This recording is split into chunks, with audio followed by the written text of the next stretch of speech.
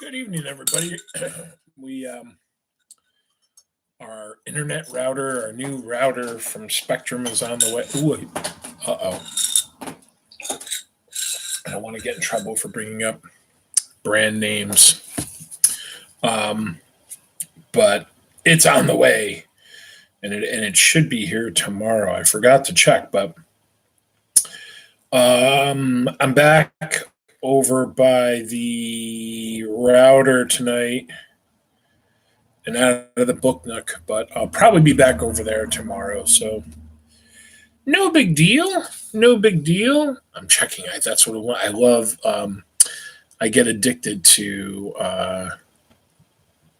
checking in on my deliveries. But anyways, it's on its way. So hopefully we'll have some. I don't know what we're going to do with the internet speed. That the internet speed we are getting is going to be like literally.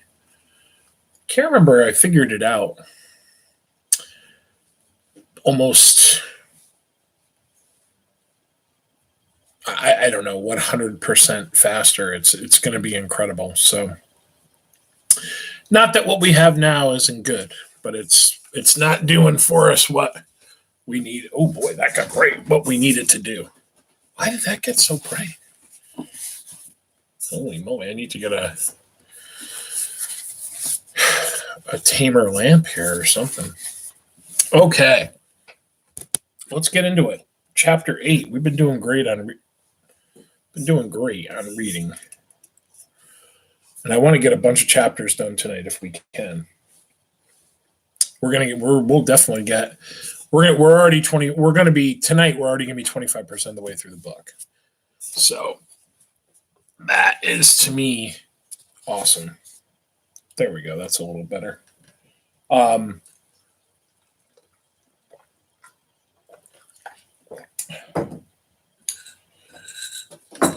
What happened last night? Oh, that's right. We left off with Sarah had gotten the phone back, right? So Sarah had gotten the phone back from Mark, and there was no fight. That's how it ended. All right, so Henri is parked exactly where he said he would be. I jump in the truck, and he's still smiling. Or I jump in the truck, still smiling. Good day, he asks. Not bad. Got my phone back. No fighting? Nothing major. He looks at me suspiciously. I don't even want to know what that means. Probably not. Did your hands come on at all? No, I lie. How was your day? He follows the driveway around the school. It was good. I drove an hour and a half to Columbus after dropping you off. Why Columbus? Big banks there. I don't want to draw suspicion by requesting a transfer for an amount of money larger than what is collectively contained within the entire town. I nod. Smart thinking. He pulls onto the road. So are you going to tell her your name? Huh? I ask. There has to be a reason for that ridiculous smile of yours. The most obvious reason is a girl. How'd you know?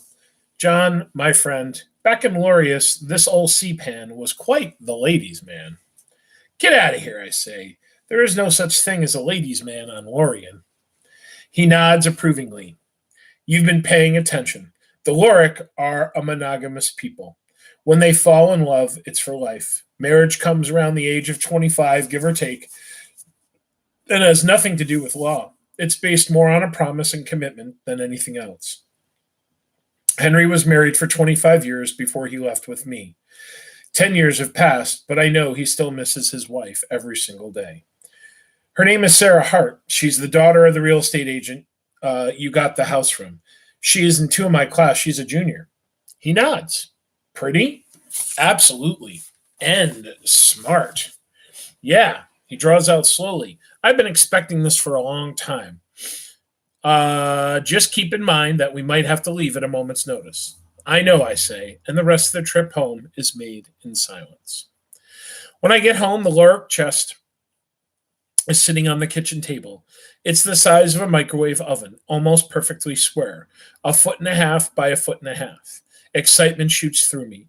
I walk up to it and I grab the lock in my hand. I think I'm more excited about learning how it is unlocked than about what's actually in it, I say. Really? Well, I can show you how it's unlocked, and then we just relock it and forget about what's inside. I smile at him. Don't be rash. Come on, what's inside? It's your inheritance. What do you mean, my inheritance? It was given to each guard at birth to be used by his or her keeper when the guard is coming into his or her legacy. I nod with exhilaration. So what's in it? Your inheritance. His coy response frustrates me. I pick up the lock and I try to force it open as I've always tried doing. Of course, it doesn't budge. You can't open it without me, and I can't open it without you, Henri says. Well, how do we open it? There isn't a keyhole. By will. Oh, come on, Henri. Quit being secretive. He takes the lock from me. The lock only opens when we are together, and only after your first legacy appears. He walks to the front door and he sticks his head out. Then he closes and he locks it. He walks back. Press your palm against the side of the lock, he says, and I do. It's warm, I say. Good. That means you're ready. Now what? He presses his palm against the other side of the lock and interlocks his fingers with mine. A second passes. The lock snaps open. Amazing, I say. It's protected by a Loric charm, just like you are. It can't be broken. You could run over it with a steamroller and it wouldn't even be dented. Only the two of us can open it together, unless I die. Then you can open it yourself. Well, I say, I hope that doesn't happen. I try to lift the top of the box, but Henri reaches over and he stops me. Stella, what are you doing? What are you doing? Oh, the cat has been crazy today. Oh, sorry. Did I skip a little bit?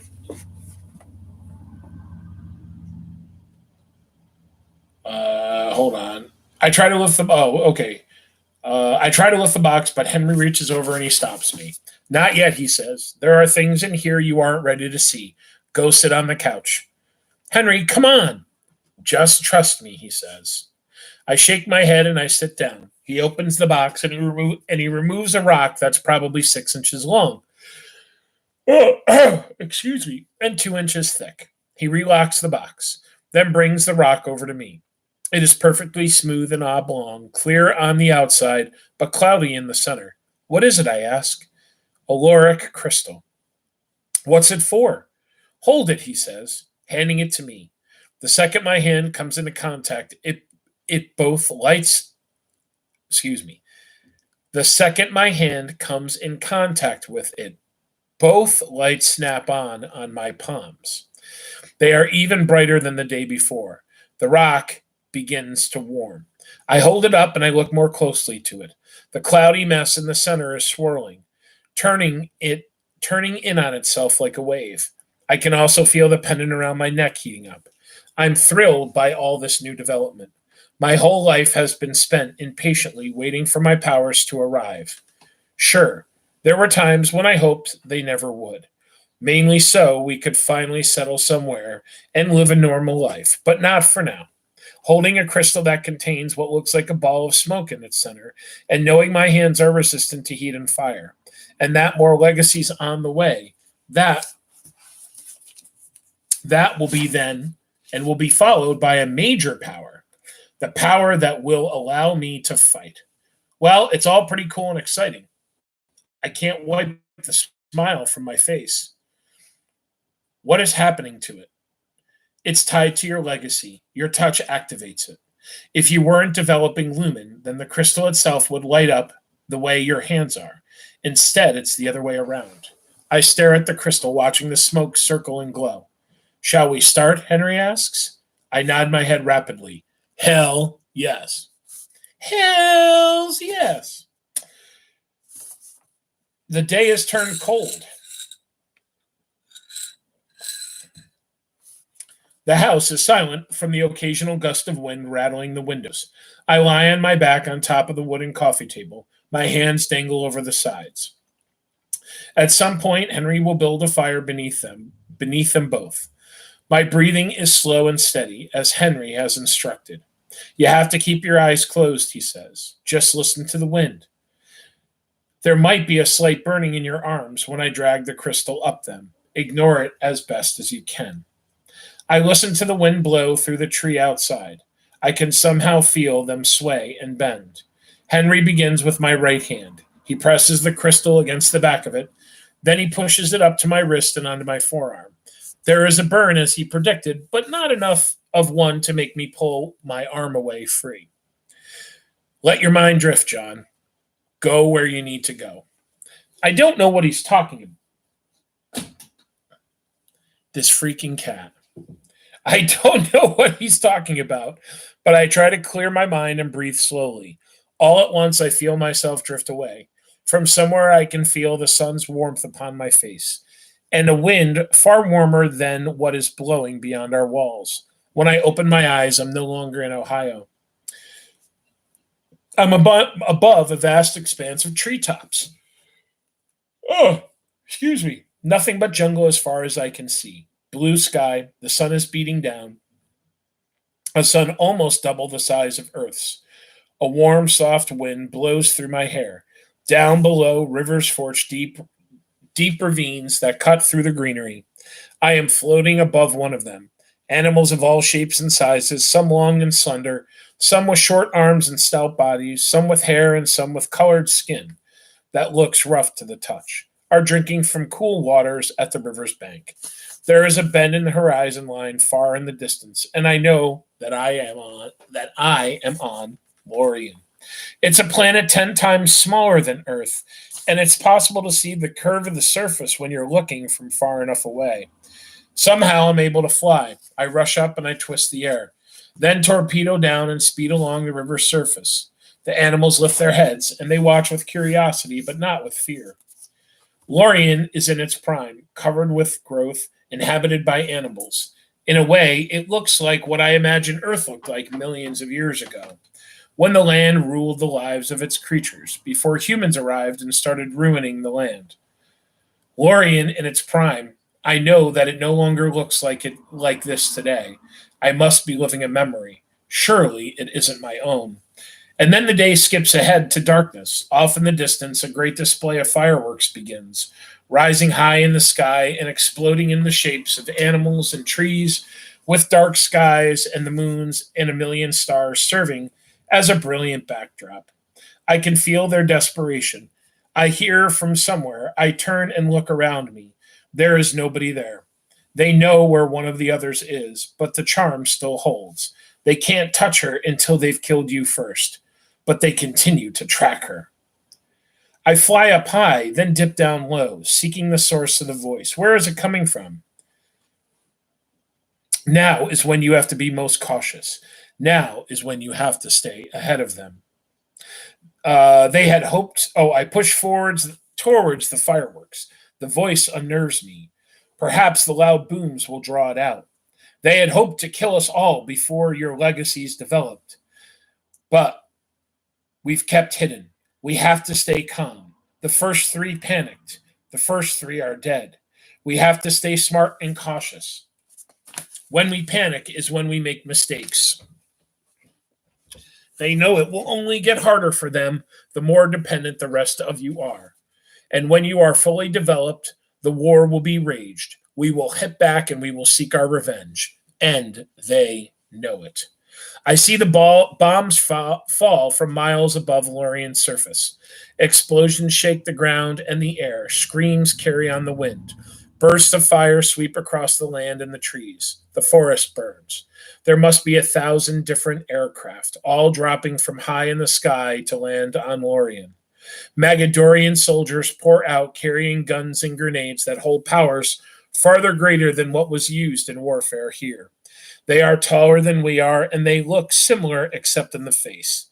They have no pupils, and their irises are deep magenta color, some of them black. Dark, heavy circles rim their eyes, and there's a pallor to their skin, an almost discolored, bruised quality to it. Their teeth glint between lips that never seem to close, teeth that look filed. coming to an unnatural point. The beasts of Magador come off the plains, close behind, the same old cold look in their eyes. Some of them are as big as houses, razor teeth showing, roaring loud that it hurts my ears.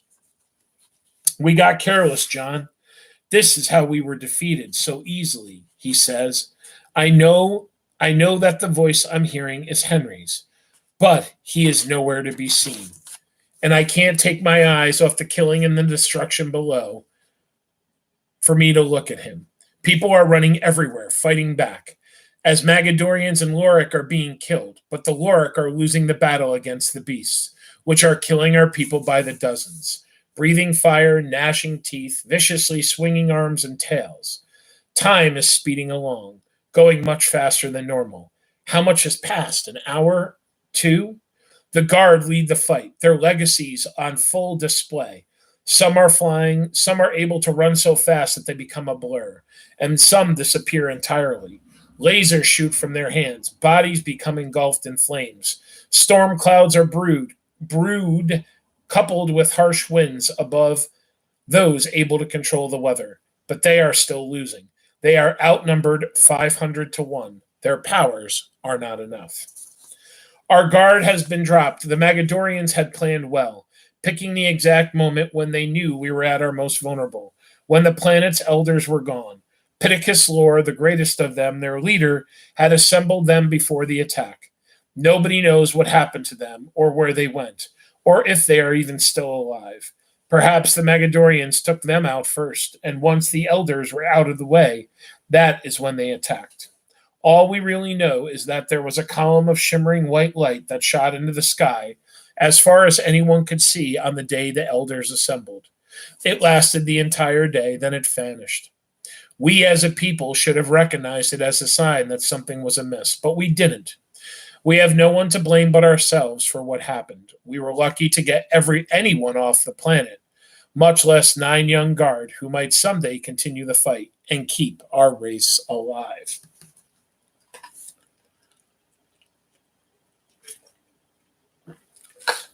This is one powerful dream he's having.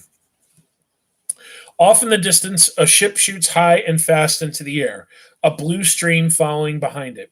I watch it from my vantage point in the sky until it disappears.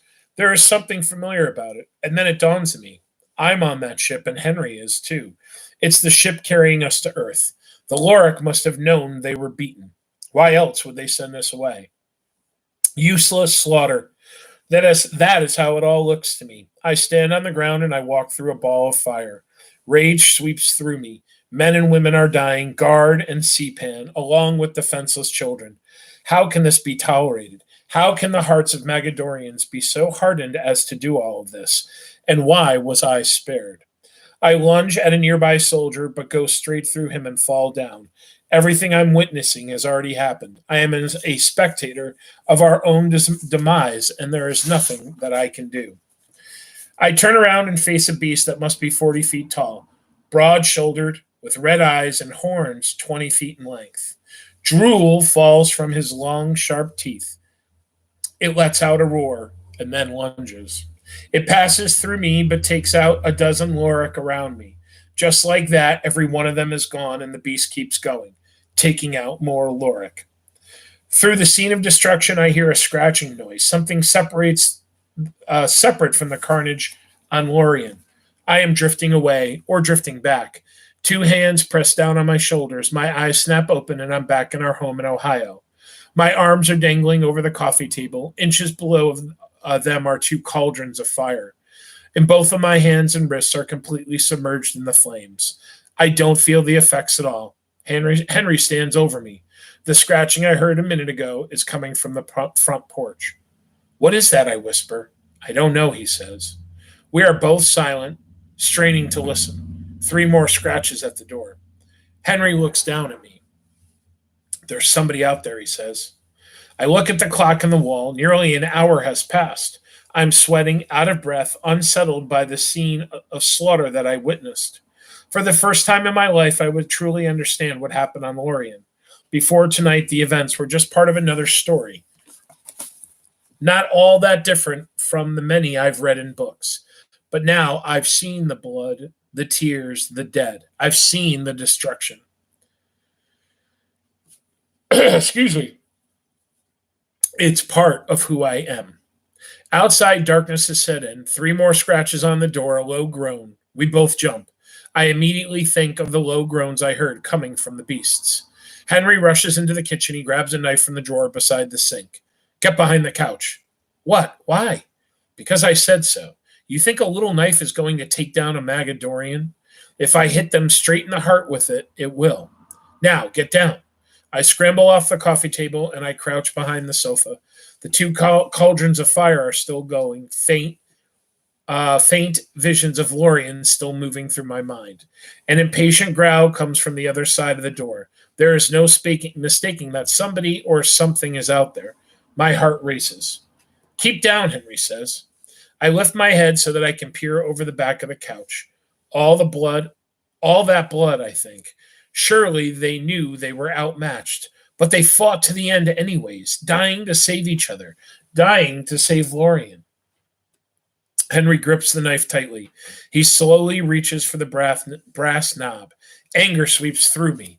I hope it is one of them. Let a Magadorian come through the door. He'll meet his match. There is no way I'm staying behind this couch. I reach over and I grab one of the cauldrons, thrust my hand into it, and pull out a burning piece of wood with a pointed end. It's cool to the touch, but the fire burns on, sweeping over and around my head. I hold the piece of wood like a dagger. Let them come, I think. There will be no more running. Henri looks over at me. He takes a deep breath and he rips open the front door. We can't leave it there, right? We got to read more. What is it? What do you think it is? Every muscle in my body, chapter 9. Every muscle in my body is flexed. Everything is tense. Henri jumps through the doorway and I am ready to follow. I can feel a thud, thud, thud in my chest. My fingers are white-knuckled around the piece of wood still burning. A gust of wind bursts through the door, and the fire dances in my hand and crawls up my wrist. No one is there. All at once, Henri's body relaxes and he chuckles, looking down at his feet. There, looking up at Henri through the tops of his eyes, is that same beagle I saw yesterday at school. The dog wags his tail and he paws at the ground. Henri reaches down and he pets him. Then the dog pushes past and he trots into the house with his tongue dangling. What's he doing here, I ask. You know this dog? I saw him at school. He was following me around yesterday after you dropped me off. I put the piece of wood back and I wipe my hand on my jeans, leaving a trail of black ash down the front. The dog sits at my feet and he looks up expectantly, his tail thumping against the hardwood floor. I sit on the couch and I watch both fires burn. Now that the excitement of the situation is over, my mind goes back to what I just saw in my vision. I can hear the screams in my ears. I can see the way the blood shimmered in the grass in the moonlight. Still see the bodies in the fallen trees, the red glow in the eyes of the beasts of Magador, and the terror in the eyes of the Loric. I look at Henri. I saw what happened, at least the beginning of it. He nods. I thought you might. I could hear your voice. You were talking to me. Yes. I don't understand, I say. It was a massacre. There was no match. There was no match and too much hatred for them to only be interested in our resources. There was much more to it than that. Henri sighs and he sits on the coffee table across from me. The dog jumps into my lap and I pet him. He's filthy. His coat stiff and oily under my hands. There is a tag the shape of a football attached to the front of his collar. It's an old tag, must be most of the brown paint worn away. I take it in my hand. The number 19 is on one side. The name Bernie Kosar is on the other. Bernie Kosar, I say. The dog wags his tail. I guess that's his name. Same dude as the poster on my wall. Popular guy around here, I guess. I run my hand down his back. He doesn't seem to like. He has a home, I say, and he's hungry. Somehow I can tell. Henri nods, and he looks down at Bernie Kosar. The dog stretches out, rests his chin on his paws, and he closes his eyes. I flip open the lighter and I hold the flames over my finger, then my palm, then I under the run it up the underside of my arm. Only when the flame is an inch or two away from my elbow do I feel the burn. Whatever Henri has done has worked, and my resistance has spread. I wonder how long it will take for me to become totally resistant. So, what happened? I asked. Henri takes a breath. I've had those visions too. So real, it's like you're there. I never realized how bad it was. I know you had told me, but I didn't truly understand it until I saw it with my own eyes. The Magadorians are different than we are, secretive, manipulative, untrusting, and almost everything. They have certain powers, but they're not powers like ours. They are gregarious and thrive in crowded cities, and more densely populated, the better. That's why you and I stay out of the cities. Even when living in one might make it easier to blend in, it would make it a hell of a lot easier for them to blend in as well. About 100 years ago, Magador began to die, just like Lorien did 25,000 years before. And they did not respond the way we did, though. They didn't understand it in the way the human population is beginning to now. They ignored it. They killed their oceans, they flooded their rivers and lakes with waste and sewage, and kept adding to their cities. The vegetation started to die off, which caused the herbivores to die. Then the carnivores weren't far behind. They knew they had to do something drastic. Henri closes his eyes and he remains silent for a full minute. Do you know the closest life sustaining planet to Magador? He says finally. Yes, it's Lorien. Or was, I guess. Henri nods. Yes, it's Lorien. And I'm sure you know now that it was our resources they were after. I nod. Bernie Kosar lifts his head and he lets out a deep yawn. Henri heats a cooked chicken breast in the microwave, cuts it into strips, and then he carries the plate back to the couch and sets it in front of the dog. He eats with ferocity, as though he hasn't eaten in days. There is a large number of Magadorians on Earth, Henri continues. I don't know how many there are, but I can feel them when I sleep. Sometimes I can see them in my dreams. I can tell they I can never tell where they are or that they are or what they are saying, but I see them. I don't think the six of you are the only reason there are so many of them here. What do you mean? Why else would they be here? Henri looks at me in the eye. Do you know what the second closest life sustaining planet to Magador is? I nod. It's Earth, isn't it? Magador is double the size of Lorien, but Earth is 5 times the size of Magador. In terms of defense, Earth is better prepared for an offensive because of its size.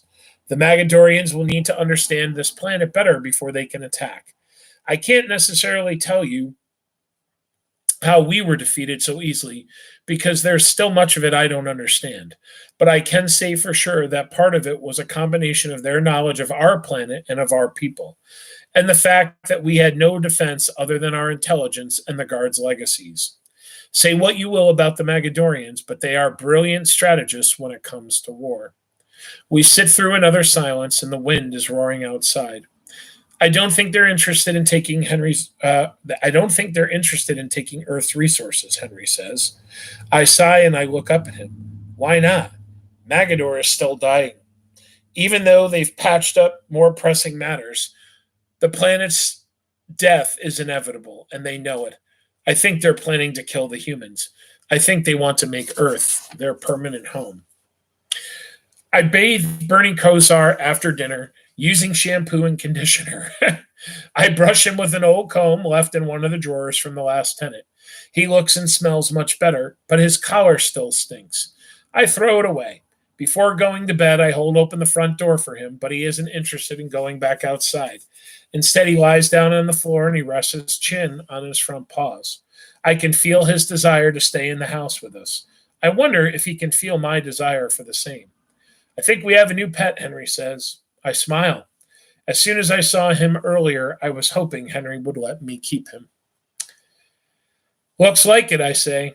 A half hour later, I crawl into bed, and Bernie Kosar jumps up with me and he curls into a ball at my feet. He is snoring within minutes. I lie on my back for a while, staring into the darkness, a million different thoughts swimming in my head. Images from war, the greedy, hungry look of the Magadorians, the angry, hard look of the beasts, the death and the blood. I think of the beauty of Lorien. Will it again sustain life, or will Henri and I go on waiting here on earth forever? I try to push the thoughts and images from my mind, but they don't stay long. They don't stay gone for very long. I get up and I pace for a while. Bernie Kosar lifts his head and watches me, but then drops it and falls back to sleep. I sigh, I grab my phone from the nightstand and go through it to make sure Mark James didn't mess with anything. Henry's number is still there, but it is no longer the only entry. Another number listed under the name of Sarah Hart has been added.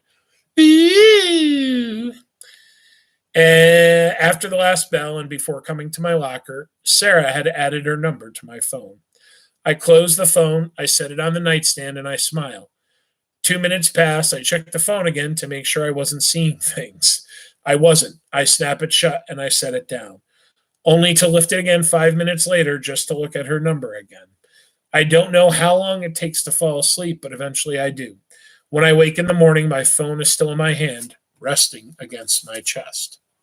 Ha! All right. Let's keep. We can read a little bit more. Yeah, we can read a couple more pages. Why not? Why not? Let me have a sip of tea, Governor. Okay. Bernie Kosar is scratching at my bedroom door when I wake. I let him outside. He patrols the yard, rushing along with his nose to the ground.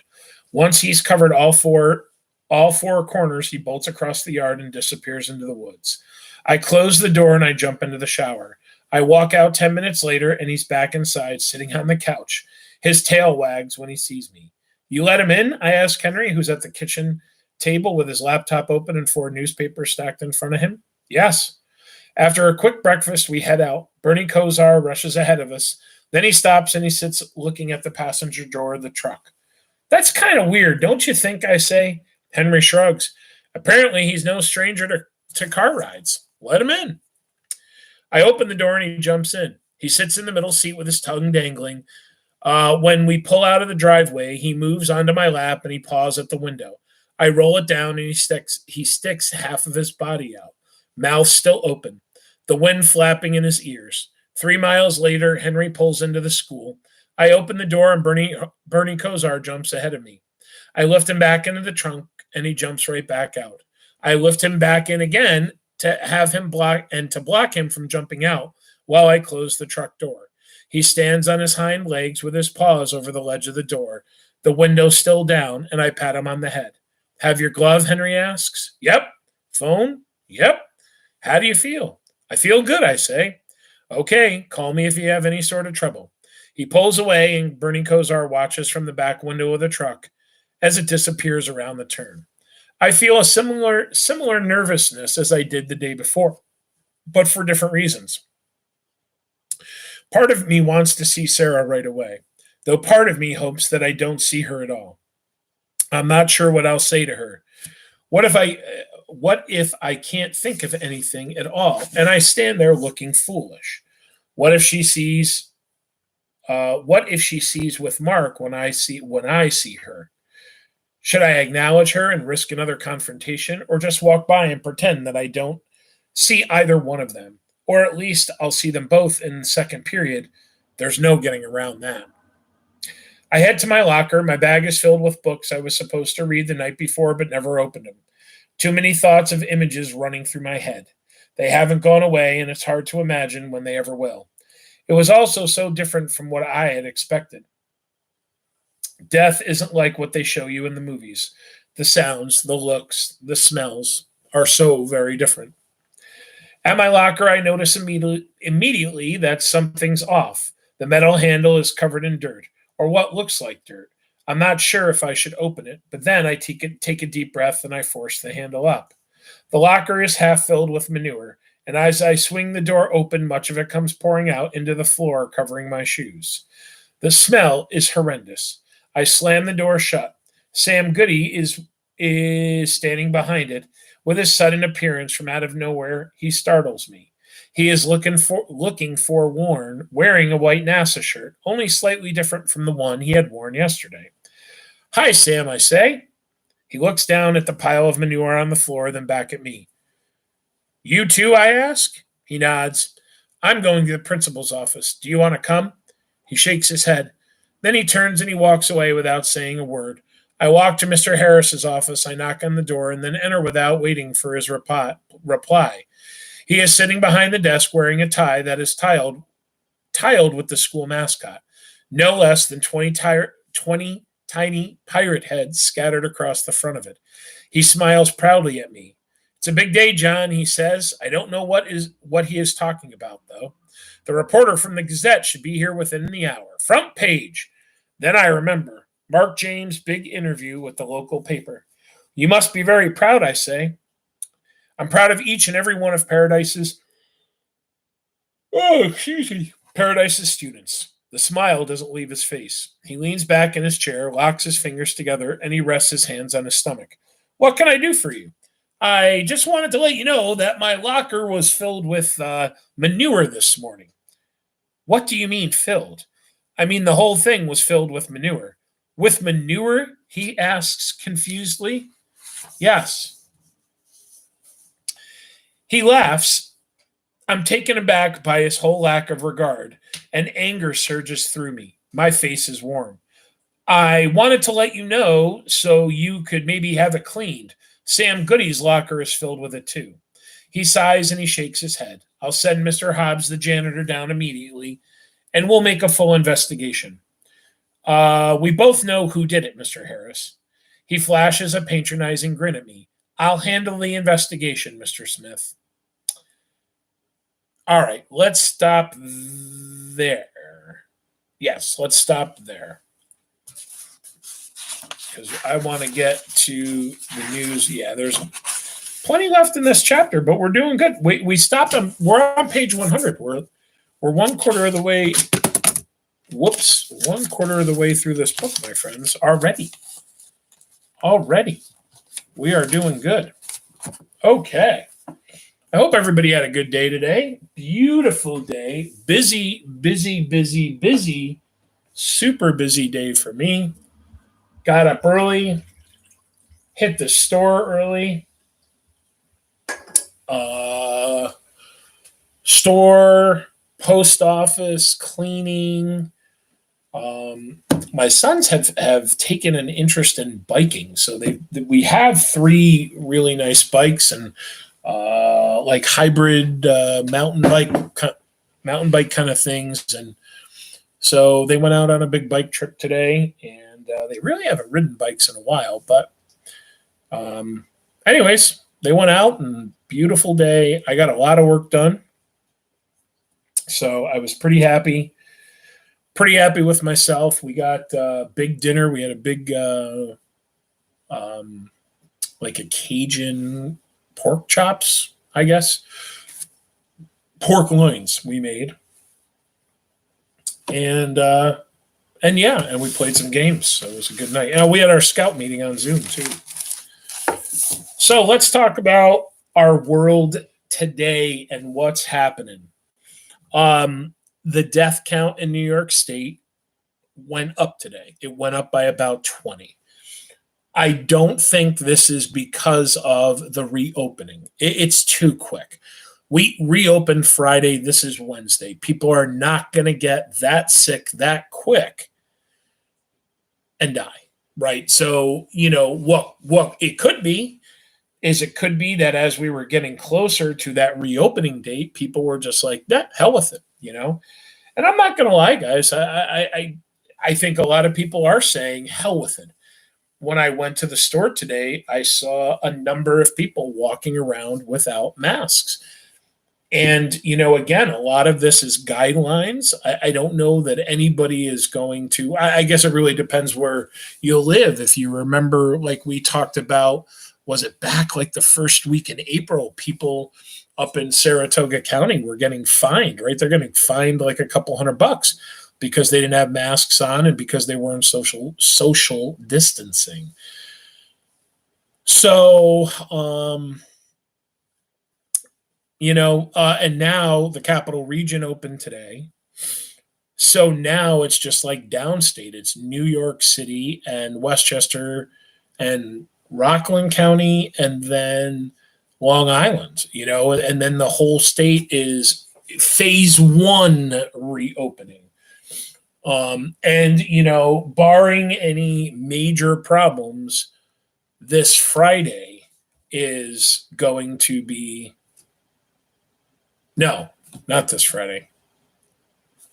A week from Friday will be phase two. So,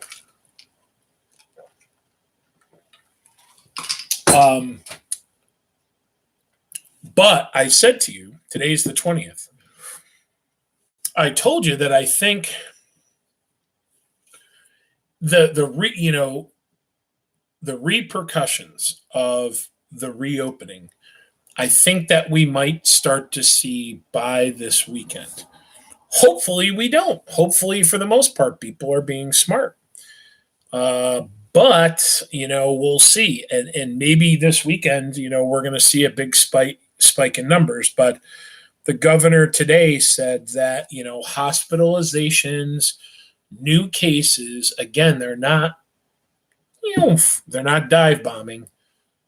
They're just still kind of slowly doing this. So, we'll see how it goes. What Governor Cuomo said today, I agree with him.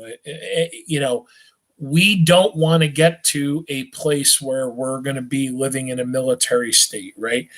I don't think that we want to get to a place where governments want to, declare martial law. I don't think we want to get to a place where, we just can't leave our houses and ever, right? Like in Italy, it was crazy what happened in Italy. It was crazy what happened in Spain.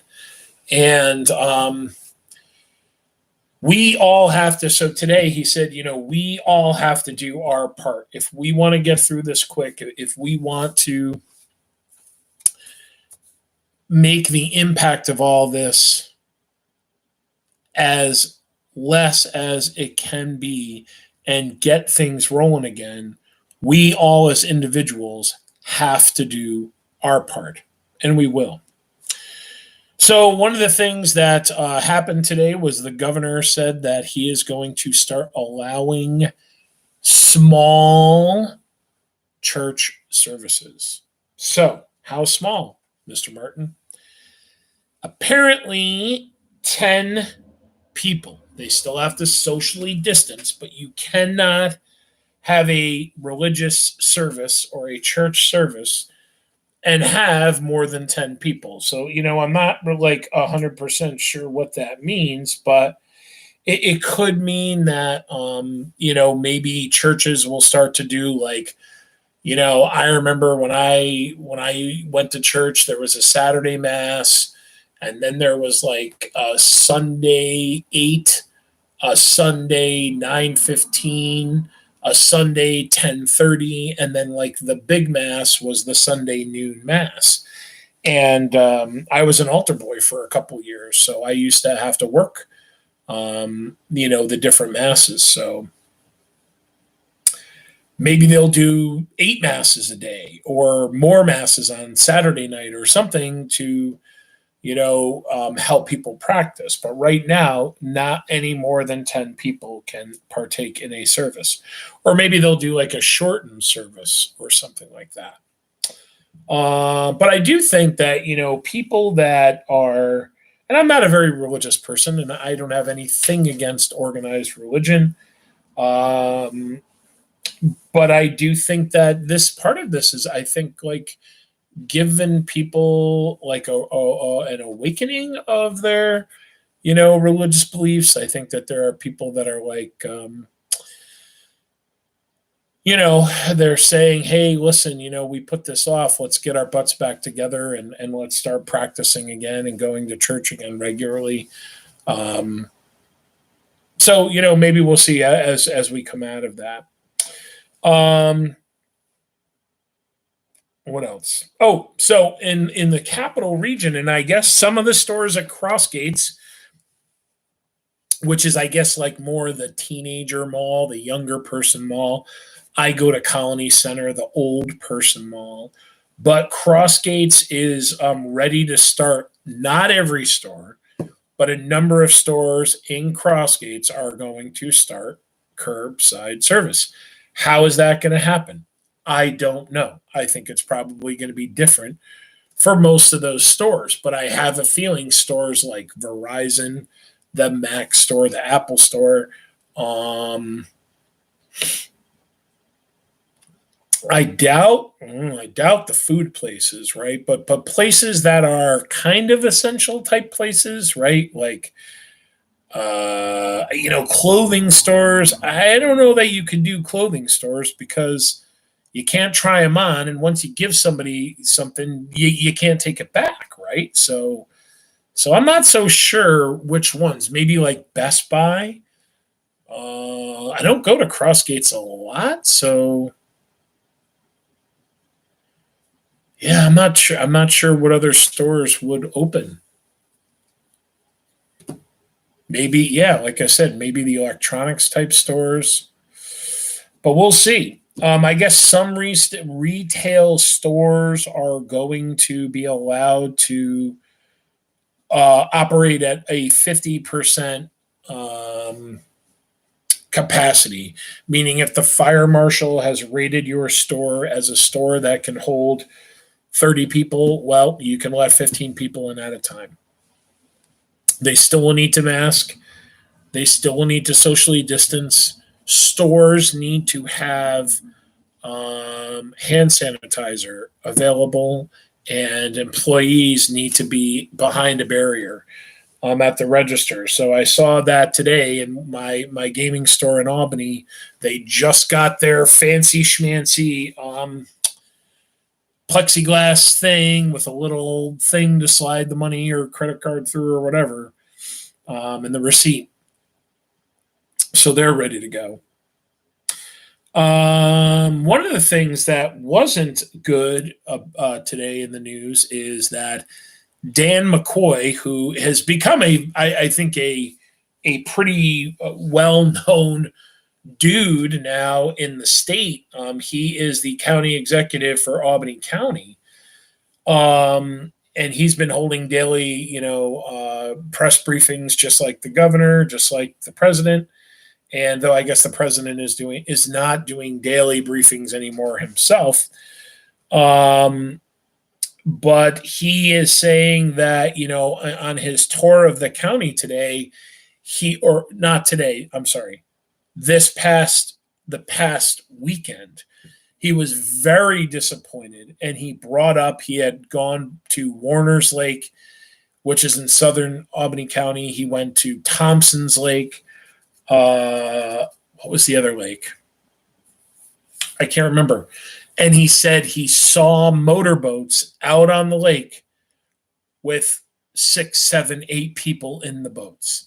And he came out and he said that this is just not good. This is bad. We can't do it.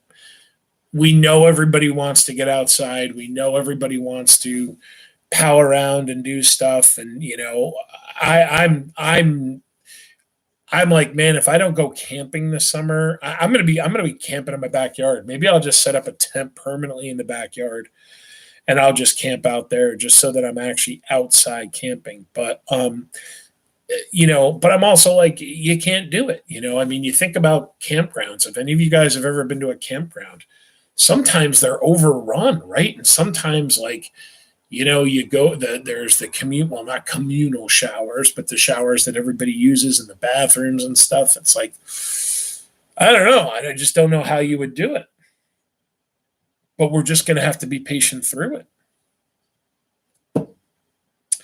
Okay. Oh, this was, I knew this was, and I knew this was coming. So apparently the governor has suspended all garage sales. So apparently, but we'll see. We'll see. My dad, when my mom passed away, we kind of just let the dust settle, and I think we're going to have to start getting his house ready to, have a big garage sale and sell some stuff. And I wanted to I think it's the second weekend in August.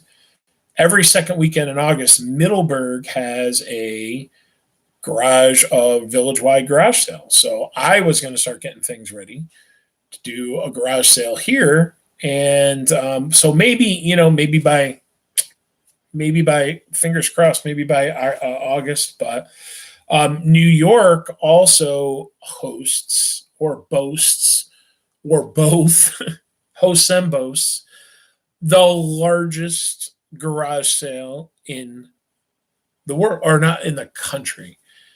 Maybe it is the world, but I don't know. It's definitely the country. So if you ever go it's up in Warrensburg, and it's literally miles long up in Warrensburg. But I don't think that's until Labor. I want to say it's Labor Day weekend. And I went to it once. It's crazy. Like, the people that live up there rent lawn space to, to people that come through that want to just sell stuff. So people bring crap there to sell it. It's such a well attended garage sale. And I think I don't know if the biggest is the right word, but it's the longest. It literally goes for miles. What else do we have today? Okay, so a couple bad things. And I talked about this last night. And guys, again, always, if you have something you want to throw out there, throw it out there. Let's talk about it. Last night, right before I went on the air, when we read last night, a report came in that flooding was breaching two dams in Michigan, and apparently the dams have been breached, but they believe that I guess the apex or the peak of the water has been hit. However, I guess there is a chemical plant that is in the flood zone. I'm not too sure, but I think that if I am a state commissioner that is going to issue a building permit and an occupancy permit for a chemical plant, I might not put it in a flood zone. So write that down. You might need that here. You can borrow a sticky. Write that down. That maybe that's a bad idea. So, anyways, Michigan, has been through all of this. Has been a troubled state. We're actually going to talk about that a little bit more. This is where there's been a lot of protests. There's been a lot of civil unrest, I guess you could say. But now they're, looking at some natural disasters that are hitting the state on top of everything else. So here's one of the things. So, and I don't know what to say about this stuff. I just really don't. Because I see it and I go, wait a minute, this can't be true. And then I read it. So Nevada and Michigan are both states that in November, because the crisis there is still hasn't hit its peak, right there behind us, they want to use mail-in voting in November for the presidential election. Well, here's what President Trump has said. If Michigan and Nevada pass laws to allow mail-in voting in November, he is not going to give them the COVID money that Congress approved for them.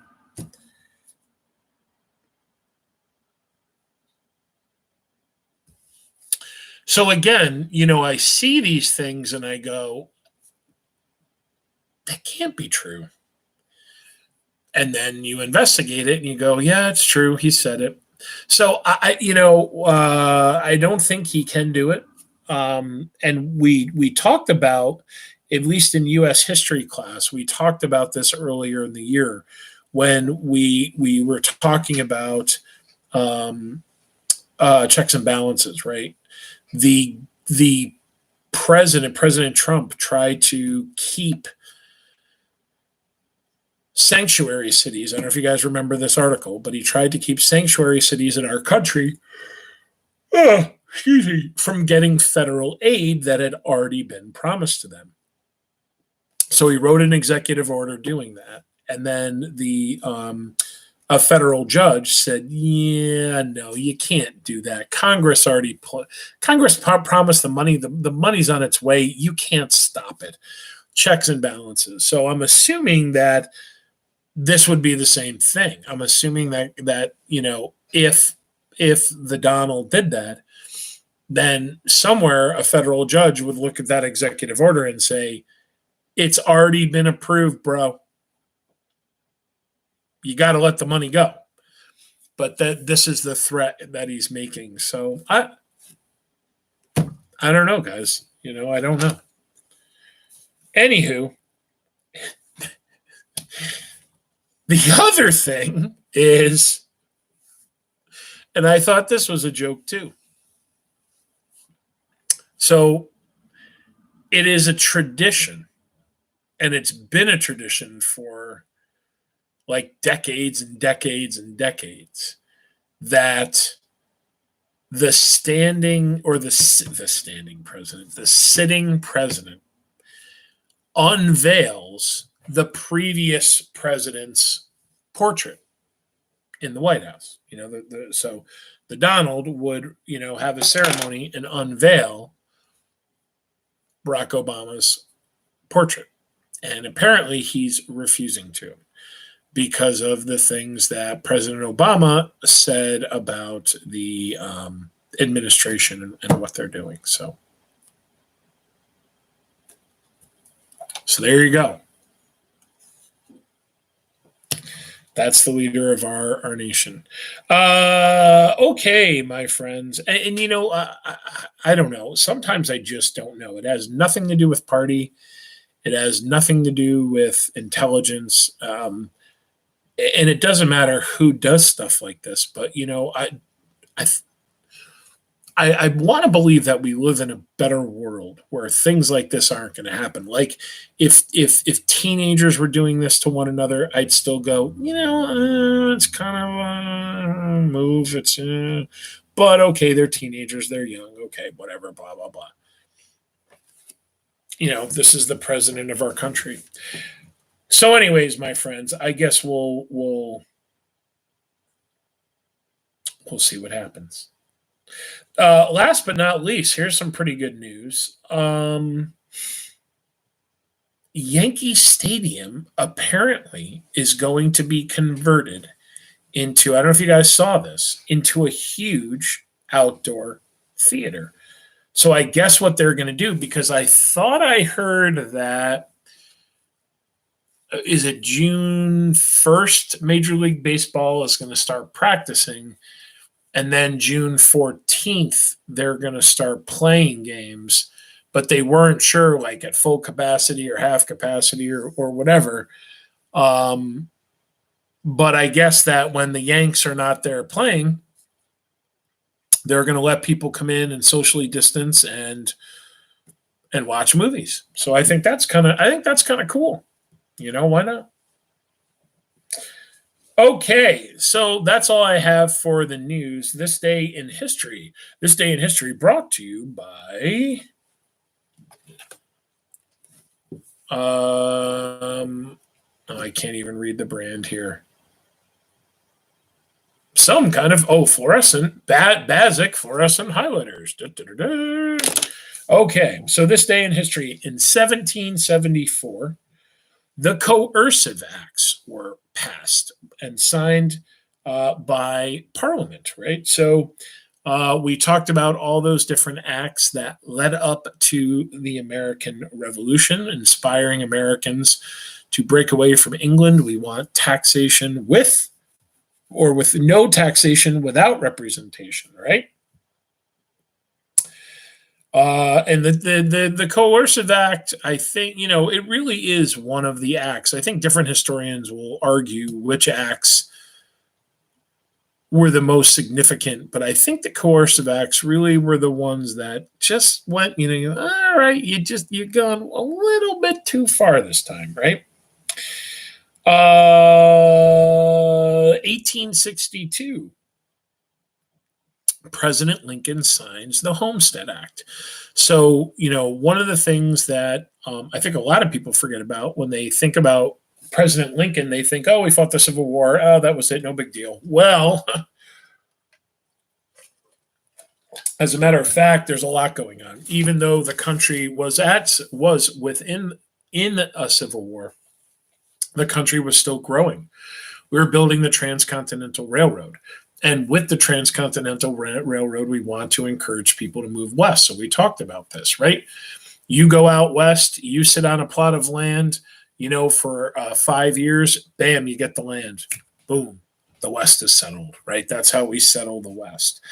And if I remember correctly, the Homestead Act stays into effect until the 1950s. And the last actual piece of land that's given out in the Homestead Act, I think it's the 50s, is up in Alaska. But I think that's pretty cool, right? That's pretty cool. People were using it to get free land for that long. On this day in 1873, Levi Strauss patents. What does he patent? Jeans, right? Denim jeans. So, denim jeans, and it's kind of funny because I would have these discussions with my sons. They would wear jeans for one day, wear them to school, bing, bang, boom, they'd throw them in the wash. And I go, what are you doing? They're jeans. Yeah, well, we wore them for the day. So they're jeans. They're built to be rugged. They're built to be worn more than once, right? You wear them until they stand up in the corner on their own. Then you wash them. So it's kind of funny because I think that's forgotten how they were supposed to be this rugged clothing, the denim clothing. On this day in 1927, Charles Lindbergh, and we had talked about him and the kidnapping and murdering of his son. This is the day in 1927 that he takes off on the Spirit of St. Louis and flies it across the Atlantic.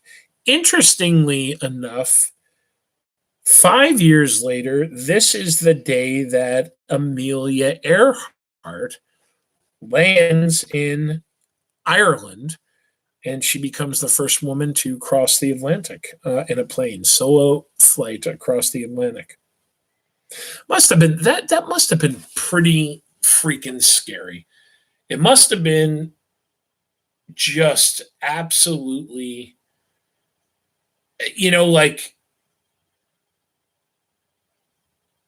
being in this new technology.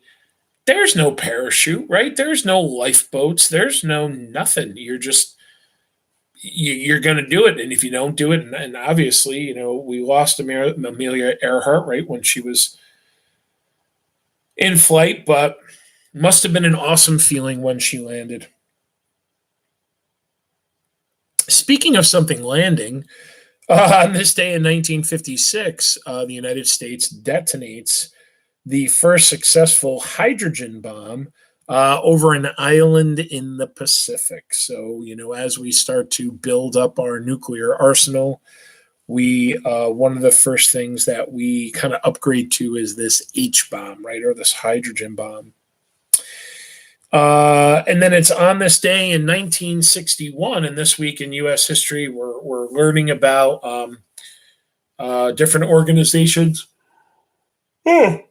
Different groups of people that are fighting for civil rights, and one of those groups, the Freedom Riders, are attacked in Montgomery. Yep, Montgomery, Alabama. So they are attacked and beaten by a crowd of white supremacists that know they're coming, right? They know they're on their way, and they're on their way to peacefully protest. So it's sometimes it's really hard for me to believe that racism and hatred like that existed in our country well into the 60s and even the 70s. And the racism and hatred is still there. It's not as blatant. It is not as we don't have lynchings anymore. We don't have 50 white guys jumping a bunch of people that are protesting for equal rights. But it's still, I don't know that we're ever going to be able to snuff out racism. But it does amaze me that how we fought for so many different things to change over our years, and we fought actual battles and we fought legal battles, and it lived for so long. And like I said, it's still alive today. And I do think we have a duty to do everything we can to stop it, or at least to curb it as much as we can. So that's all I got for you tonight, guys. Great reading. We're a quarter of the way through the book already. Awesome. Right? Awesome sauce. I actually wondered, pardon my phone. I was going to look at my my calendar here.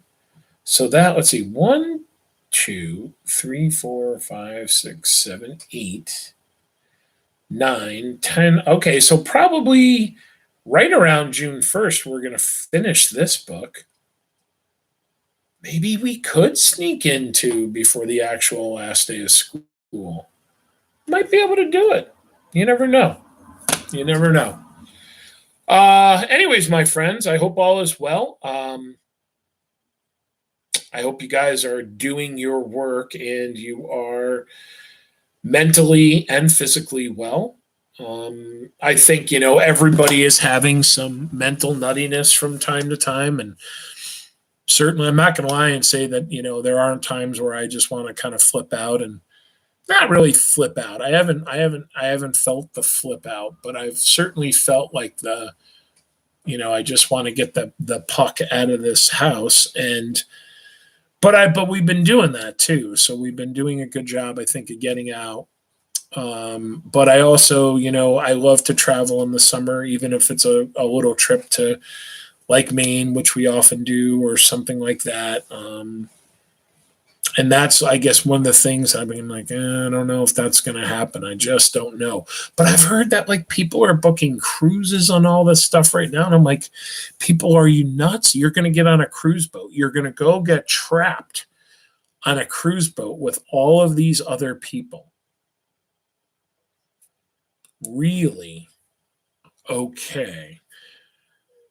Anyway, I would love to go on a cruise, but you couldn't pay me to go on a cruise right now. You just couldn't do it unless it was just me on the cruise boat. Maybe a couple other people. Maybe I'd bring a couple other people along. But yeah, so I guess people are trying to move forward. They're hoping for the best,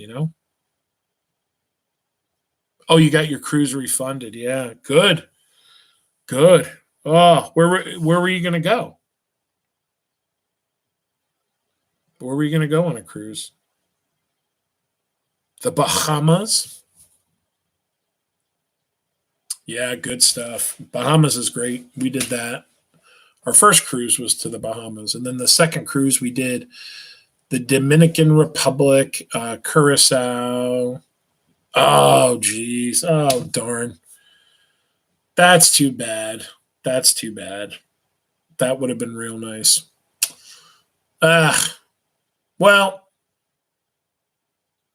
it's tough.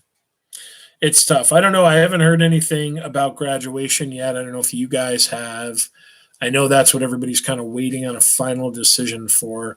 I'm going to try to pop in on Mr. Chandler's office hours tomorrow and talk to him about stuff, because I know a lot of people have been asking about Chromebooks as well. And my understanding is that no one is turning in their Chromebooks unless you are a senior.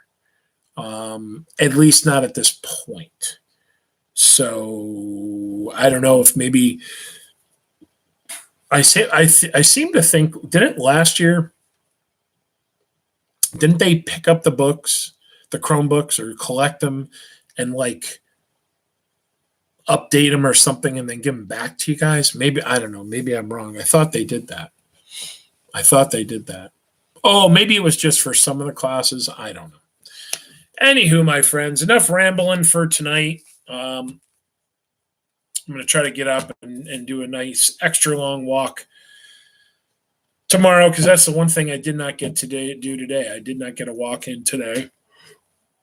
Yeah, little bit of a walk, but not my usual walk. So I want to try to do an extra long one. But keep running the marathon, my friends. Do not run the sprint. We will get there. We absolutely will. We're doing great in our book. Our book's getting super exciting. And I like it. Bernie Kosar, what's up with that little dog, right? Isn't that cool? Sam's got like a little pal that's following him around. So we shall see. I'll see everybody tomorrow night. Same bat time, same bat channel. We'll keep chugging through the book. Hopefully we'll see, some more good news about things reopening. And, until then, my friends, be good, stay healthy, and I'll talk to you tomorrow night.